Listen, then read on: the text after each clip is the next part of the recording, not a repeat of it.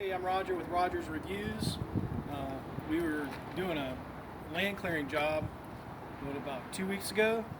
We found this big tire and we figured it'd make a good tire swing at the shop. So we're going to go over how to make a tire swing with basically some old climbing rope, and basically you don't need any tools, just rope.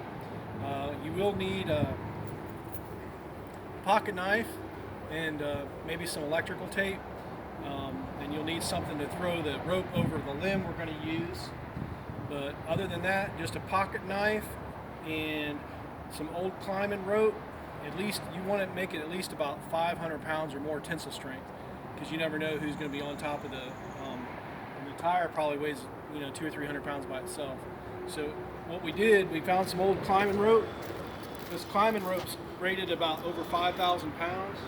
So used, it's not quite that much. And we found some old True Blue Samson rope. This is good for over 6,000 pounds, and it's no longer safe for tree work. We're going to cut the bad spots out, but it's strong enough for a tire swing.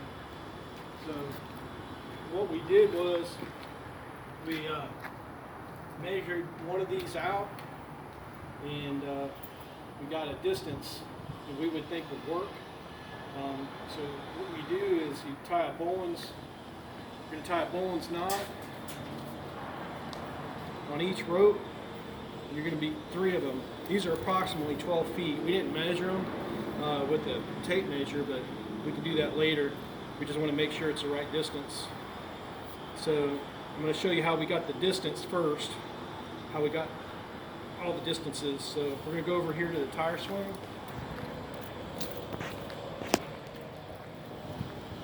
We got a regular Bowen's on each end of the rope, and the rope I think was over 12 feet, but once you tie your knots in there, it's probably about 7 or 8 feet.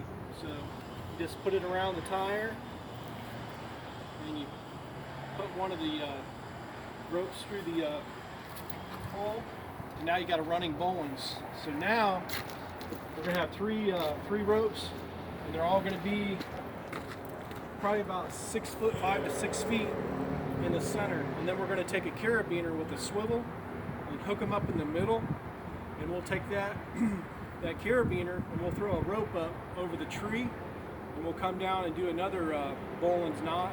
So we'll have 2 ropes coming down, which will be plenty of strength, and then we'll hook them down through 3 of these ropes. Each of these ropes are good for over a couple thousand pounds. So basically, we'll have overkill on the rope. They'll be 10 times stronger than what they need to be, and we'll have a tire swing with basically no tools, just a rope, a little talent, a pocket knife, and some electrical tape. But we're going to go ahead and do this. We'll come back with you and show you each step of the process and put it all together for you.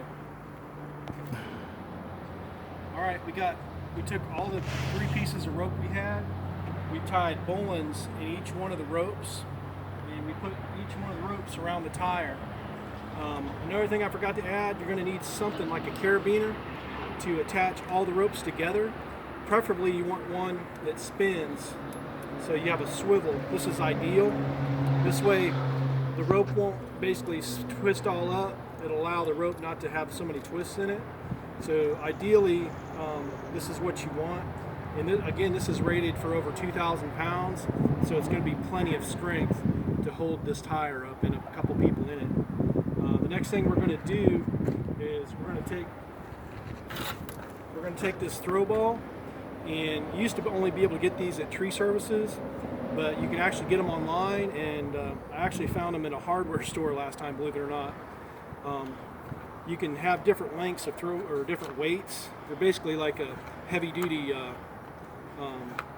bean bag is what they are. They're full of like some heavier shot, like some little pieces, little BBs.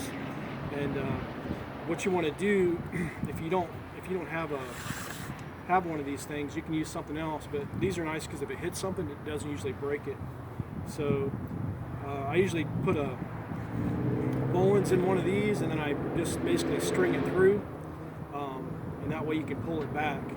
So we're going to go ahead and I'm going to throw this throw ball up in the crotch I want, and we'll come back and we'll pull the rope through. So we're going to take a quick break. I'm going to get set up to throw this, and then once I'm set up, we'll go ahead and start filming again. All right. Okay, we're back. We got all our throw ball pulled out, and we picked our crotch that we want to shoot it in. And what I did was I unwound the cord towards the tree where I'm shooting at. Because what you want to do, you want to get plenty of cord out, and you want to basically put it towards the area you're shooting at. That way you don't get tangled up in it. A lot of people throw their throw ball like a baseball. You can throw it like this, or some people like to throw it like this, right? And some people do like a cowboy. But I found in the past, the guy that taught me how to do this, I kind of laughed at him when I first saw it, but this is actually the way I prefer to throw it. You have more control, and you can also throw it further. So we're going to go ahead and try to hit for that shot. Hopefully I get it in the first shot.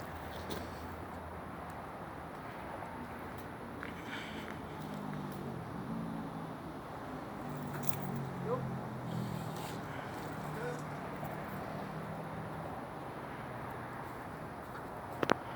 When you come up. All right, we're going to try again. I'm a little rusty, so I backed up a little bit. I missed the first shot by a couple feet. So you got to make sure you dig out a little bit.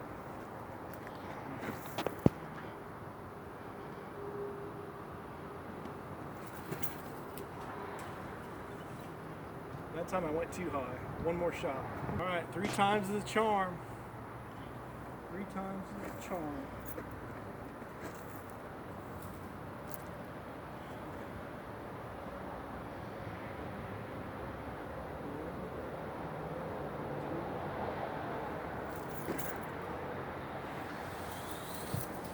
Bullseye. Awesome. All right. Now all we got to do is put the rope through and pull it through. So we'll pause it for a second, get set up.